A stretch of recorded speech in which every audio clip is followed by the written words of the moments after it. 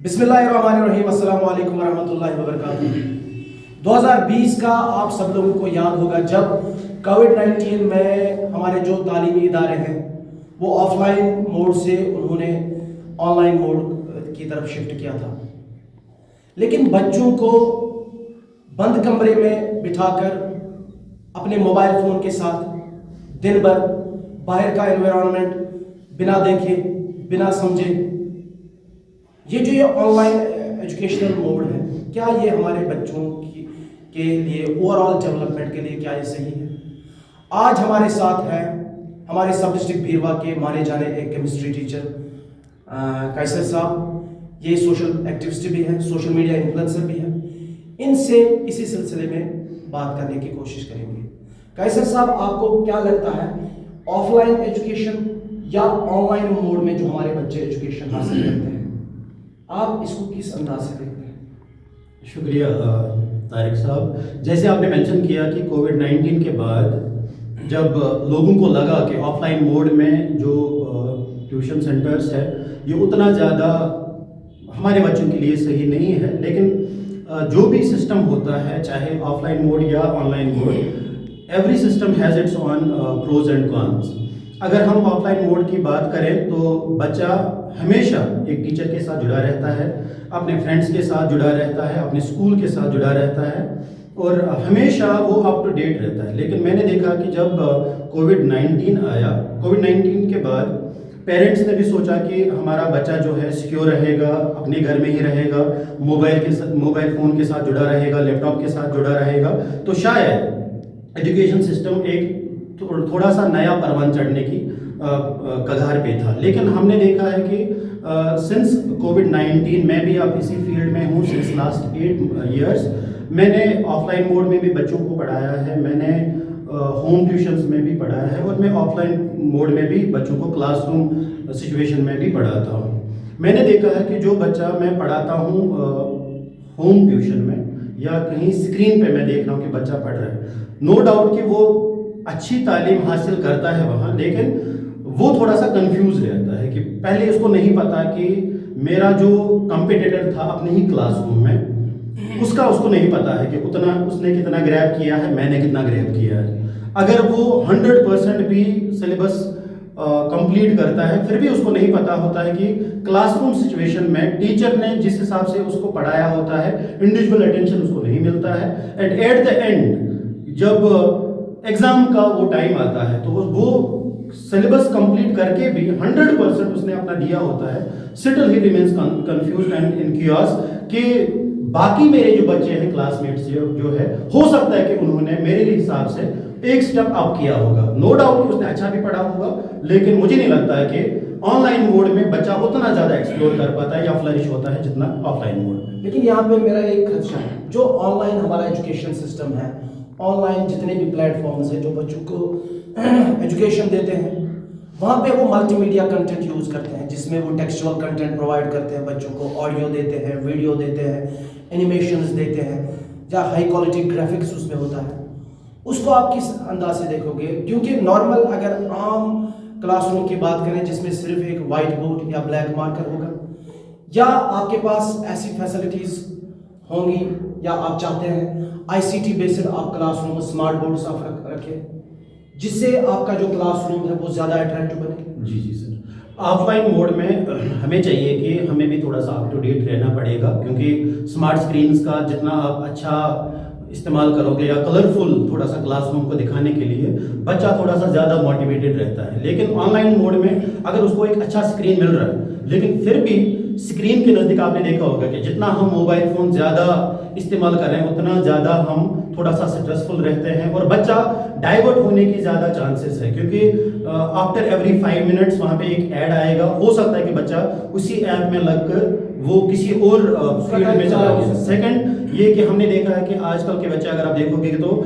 Online gaming में, online वो अगर देखा जाए तो उन प्लेटफॉर्म्स में अपना पैसा ज़ाया कर रहे हैं। असल में ये चीज़ क्या हुआ कि जब वो एक्सप्लोर हुए ज़्यादा ऑनलाइन सिस्टम से ही, तो पढ़ाई एक साइड से छोड़कर वो उन्हीं चीज़ों में लगे। अब मैंने देखा कि रिसेंटली मैंने बहुत सारे पेरेंट्स के साथ कांटेक्ट किया, उनका भी यही मानना है कि ऑनलाइन मोड हमने जो देखा था कि ये कॉस्ट इफेक्टिव है, उतना ज़्यादा पैसा खर्च नहीं करना है, बच्चा हमारे सामने रहेगा। लेकिन एक पेरेंट मान लो कि एक मदर किचन में है और बच्चा अपने रूम में पढ़ रहा है और किचन में होकर भी उसको नहीं पता कि मेरा बच्चा पढ़ ही रहा है या कुछ और।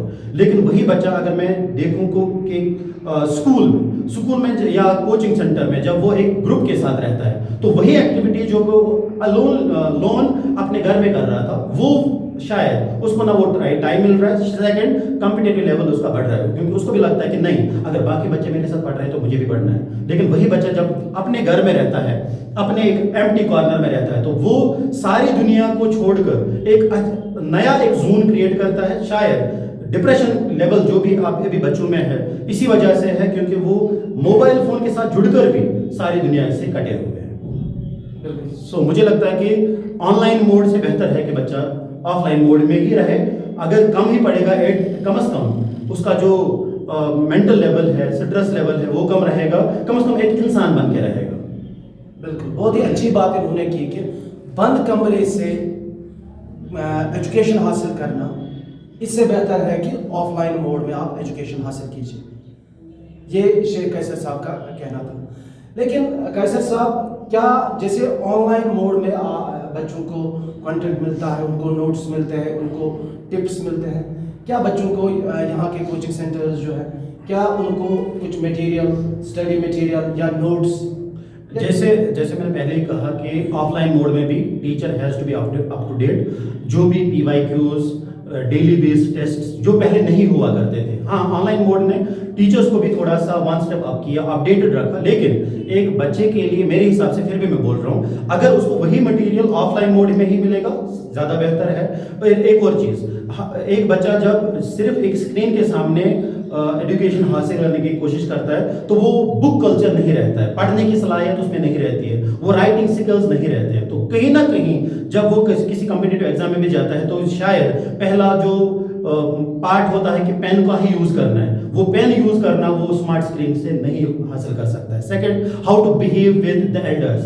टीचर उसको एक कम से कम एक वो एनवायरनमेंट देता है कि आप जब इस क्लासरूम से बाहर निकलोगे एज ह्यूमन, कि आप किसी और के साथ जब बात करोगे कम से कम एक बात करने का सलीका रहता है। और वही बच्चा जब एक एम्प्टी कॉर्नर में रहता है, नो डाउट कि उसको आप वहां पर एक अच्छा स्क्रीन मिला है, एक अच्छा ऐप मिला है, लेकिन वही बच्चा इनटॉलरेंट रहता है, लो टेम्पर्ड, क्योंकि अगर वो हमेशा एक बंद कमरे में रहता है तो उसको लगता है कि ही हैज बीन केज्ड। तो अगर एक बंद कमरे में एक बच्चा रह रहा है तो जब भी वो फिर एक्सपोज हो जाता है 12th के बाद आउटर एनवायरनमेंट में, he remains just like a person who doesn't know the world. So एक वैसा इंसान जो पहले एक कमरे में बंद था 12th तक, तो अचानक से जब वो एक्सपोज हो जाता है to the external world, he doesn't know how to behave with the system. That is why कि मेरे लिए बेहतर है कि अगर हम अपने समाज सुधार की बात करें तो आने वाली जो जनरेशंस है, बेहतर है कि हम एक स्टूडेंट को पहले एक अच्छा इंसान बनाएं, और इंसान बनाने के लिए बेहतर है कि वो उसी एनवायरनमेंट में रहे। इंटरडिपेंडेंस, यही सोशल, क्योंकि एक इंसान जो है वो सोशल एनिमल है, ये अकेले जी नहीं सकता है, तो वही सोशल डिपेंडेंस को पहले दिखाता है, वही classroom. So I will always prefer offline mode, classroom teaching, tuition centres में ही बच्चा रहे, स्कूल्स में रहे, रादर देन कि वो स्क्रीन के सामने ज़्यादा रहे। तो कैसर साहब, एक पर्सनल क्वेश्चन है मेरा आपसे, क्योंकि आप बहुत ही अच्छे, हम भी जानते हैं कि आप अच्छे केमिस्ट्री टीचर हैं। क्या अगर आपको अपने बच्चों को फॉर एग्जांपल कोई केमिकल रिएक्शन या कोई भी प्रैक्टिकल आपको सिखाना होगा, क्या आपको लगता है कि ऑनलाइन मोड में आप एनिमेशंस का यूज़ करके, या ऑफलाइन आपको लगता है कि आप उनको ज़्यादा अच्छे से ऑफलाइन समझा सकते हो फेस टू फेस बच्चों को? देखिए सर, डिमॉन्स्ट्रेशन मोड और एक्सपेरिमेंटेशन मोड में थोड़ा सा फर्क है। स्क्रीन उसको सिर्फ दिखा सकता है, इंडिविजुअल केयर उसको नहीं मिलता है। मान लो कि कोई बच्चा एक अच्छा एनिमेशन के थ्रू चीज़ें सीख सकता है कि ये चीज़ ऐसे करनी है। लाइक मान लो एक बच्चा, मान लो कि उसने अच्छे से एक एक्सपेरिमेंटेशन डेमोन्स्ट्रेशन के थ्रू स्क्रीन से उसने अच्छे से सीखा, लेकिन उसको नहीं पता कि एक्सपेरिमेंट्स में एपरेटस को हैंडल कैसे करना है। तो वो सारे ऑब्जर्वेशंस, वो सारे एक्सपेरिमेंटेशन जब उसको एक लैब में 2 मिनट दो जगह पे 3 जगहों पे गलत भी होगा, लेकिन third time he will do good. लेकिन वही चीज अगर उसको डेमोन्स्ट्रेशन के थ्रू, उसका कंसेप्ट भले ही अच्छा हो लेकिन जब उसके हाथ नहीं चले, उसने कुछ देखा नहीं अपने सामने कुछ होते हुए, तो एनिमेशन के थ्रू वो सिर्फ चीज़ एब्स्ट्रैक्ट वर्ल्ड में थिंक कर सकता है, उसका अच्छा थॉट हो सकता है, लेकिन जब उसका हाथ नहीं चला, उसकी जुबान नहीं चली, उसने खुद कुछ नहीं किया, तो वो शायद वही एनिमेशन वर्ल्ड को ही आगे चलाकर मुझे नहीं लगता कि एप्लीकेशन वर्ल्ड में उसका कोई काम रह सकता है। बहुत ही अच्छी बात कही। तो ये थे हमारे साथ कैसर साहब, जिन्होंने आज ऑनलाइन वर्सेस ऑफलाइन एजुकेशन बारे में आप लोगों को बताया। And now students, you are the best जज। अब आपको फैसला लेना होगा कि कौन सा वाला मोड, चाहे ऑफलाइन या ऑनलाइन, कौन सा वाला मोड आपके लिए अच्छा रहेगा। ऑनलाइन एजुकेशनल मोड में बच्चों को बहुत सारे ऑफर्स मिलते हैं, हालांकि वहाँ पे भी फी जो है काफ़ी मोटी रकम वहाँ पे भी होती है, लेकिन कुछ बच्चों को वहाँ पे कुछ ऑफर्स मिलते हैं बीच में। आपकी तरफ से क्या मिलता है बच्चों को? अगर कोई फॉर एग्जांपल कोई पुअर कैटेगरी से है, ऑर्फन है, या जो ज़्यादा बच्चा पढ़ने लिखने वाला बच्चा हो, मास्टरमाइंड कोचिंग इंस्टीट्यूट भीरवा में एक मेगा स्कॉलरशिप ड्राइव होने जा रही है, जिसमें 50,000 तक का जो कैश प्राइज, टॉप 20 जो स्टूडेंट्स आएंगे उनमें 50,000 रुपये भी डिस्ट्रीब्यूट किए जाएंगे। तो जल्द ही विजिट कीजिए। कैसे साहब, आप कुछ कहना चाहेंगे? शुक्रिया तारिक साहब। अशु थोमुत 30 नवंबर बरोज़ आतवार स्कॉलरशिप टेस्ट सनिस बीरविक इलाक बच्चे, अर्जाल इलाक बच्चे, मागम इलाक बच्चे हेकन योर तशरीफ अनित 8th जमात पे 12th तान, वेदर ह्यूमैनिटीज या मेडिकल, सारनी खतर कॉर्डियली सन इन्विटेशन से बरोज़ आतवार 30 नवंबर सुबह 10:30 बजे अनन बच्चे तशरीफ। अख बोर्ड स्कॉलरशिप प्रोग्राम थो यम टॉप 20 बच्चे आसन स्कॉलरशिपस मज, तीन खतर मेगा ऑफर जे we are going to distribute 50,000 cash prize among them. तो यह सान तरफ लकुट गुलम्यूट सारे बच्चन खतर, तिकाज यहान पन्निस बीरविकिस इलाक कन बच्चन, खासकर बीरविक इलाक कन बच्चन वथ वंज सर्विस करें। So this is really a good news for all the students of Birwa Sub District। इस वीडियो पैगाम को ज़्यादा से ज़्यादा शेयर कीजिए। अस्सलाम वालेकुम।